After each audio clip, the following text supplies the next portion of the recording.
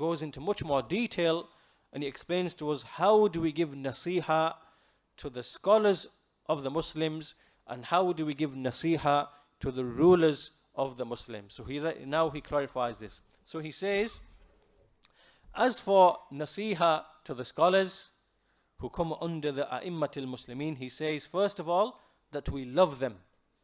So to love the scholars, to love them, and to have this position in your heart towards them, then this is from giving nasiha to the ulama.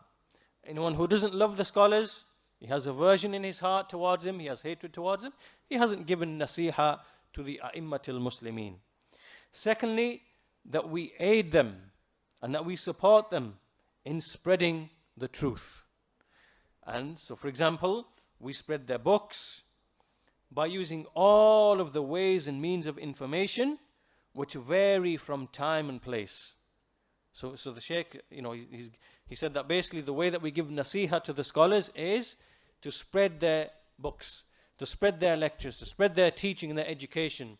And he said, using all of the ways and means, the various ways and means, which may vary from time and place. So this means we can use the internet, we can use the telephone, we can use whatever technology which varies from time and place, that all of this is from giving nasiha to the scholars. So when we are involved in this, and we use these ways and means to distribute their knowledge and their education and teaching, that all of this is giving nasiha to the ulama.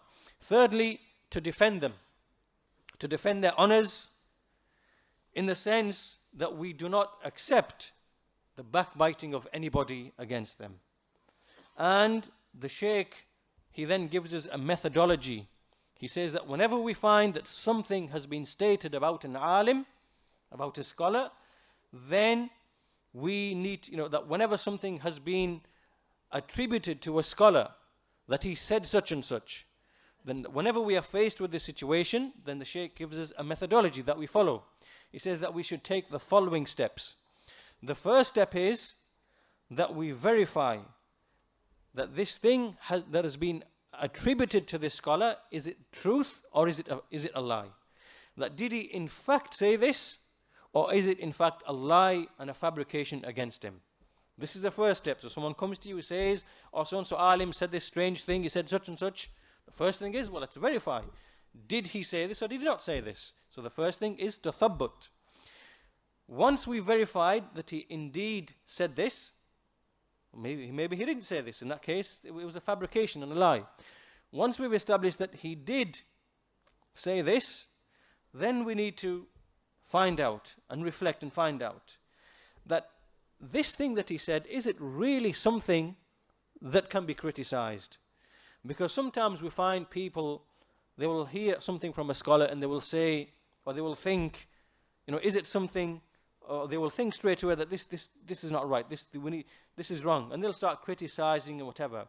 But in reality, when you reflect, you find that, to be honest, the scholar actually spoke from the Sunnah, and his ruling was correct, and it was our deficiency in knowledge that didn't allow us to understand. And we find this often with these people, who will find fault with Shaykh Ibn Baz rahimahullah, or Shaykh Al-Albani rahimahullah, or Shaykh Ibn Uthaymeen rahimahullah, when they speak about the political affairs, when they give fatwa in certain current affairs and issues, they will make a statement, like for example about Algeria, like for example about Iraq or whatever, and then you find these people jumping up and down, making a fuss, how can the scholar say this, how can he say that, whatever. And in reality, it's the ignorance of these people that they didn't realize that the scholar is speaking the truth, and it's them in their poor knowledge and lack of understanding that they're criticizing the Shaykh for something that he doesn't even deserve to be criticized for.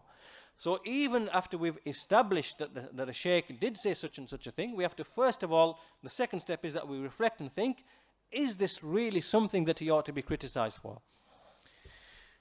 Once we get to the third stage, so after doing the second stage, we'll then know, we'll have two steps. We'll either realize, thirdly, that, well, he doesn't deserve to be criticized for this because what he's saying is correct. In that situation, it is wajib upon us to defend him, to defend that alim, and to defend his honor, and that we explain this to the people, that whatever the sheikh said, whatever the alim said is indeed the truth.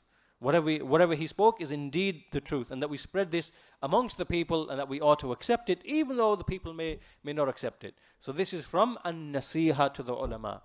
And fourthly, the fourth situation might be that it becomes clear to us that, okay, that this, what he said, is correctly attributed to him, and maybe it is a mistake. Maybe it is a mistake. In that situation, once we verified all these steps, then we connect with the alim, or anyone who is in a position to connect with the alim, and look at how the sheikh explains how it ought to be done. He says that when a person connects with him, that you say to him, I heard that you said such and such and such and such, and I just wanted you to clarify it to me, because you are obviously more knowledgeable than me, and you have the right. That I thought it was such and such, but you have the right of obviously clarifying it to me, and this is the way that it ought to be done. So even when we find that maybe there is a mistake, so anyone who is in a position to connect with the people of knowledge, then this is how it ought to be done, in the sense that you maintain their honor, you maintain their respect, you maintain their position and the status that they have, and you do it in this way.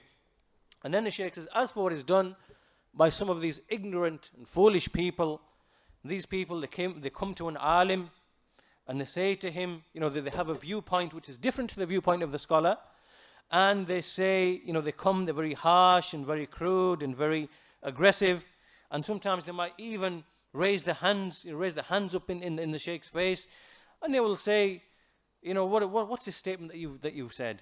What is this evil rejected statement? Don't you fear Allah? And then this is how these people, you find that this is how these people behave. And you find it, all of the scholars have experienced this, like Shaykh al-Albani rahimahullah, and other than them, Shaykh ibn Baz, people have come to them in this manner. And and the Shaykh says, after reflection, you find that in fact the alim was the one who is correct, and he was the one who is in agreement with the hadith. And as for these ignorant people, they're the ones who were the opposers. They were the ones who were the opposers to the sunnah. But the question is, why does this occur? Why do we find people falling into the likes of this behavior? The answer is that these people have become amazed with themselves. They've become amazed with themselves. They're thinking that as if they are the people of the sunnah and they are upon the way of the salaf, whereas in reality they are the furthest away from the people of the sunnah. So the Shaykh says that when a person starts becoming amazed with himself, everyone else seems to be just like a speck to him. And this is how it is with these people, that when they become amazed with themselves, everyone else, whether it's the alim, the firmly grounded ulama, they become nothing like small specks to these people. And this is how it is, this disease of becoming amazed with oneself. So this is the end of what has been said by the Shaykh regarding the scholars.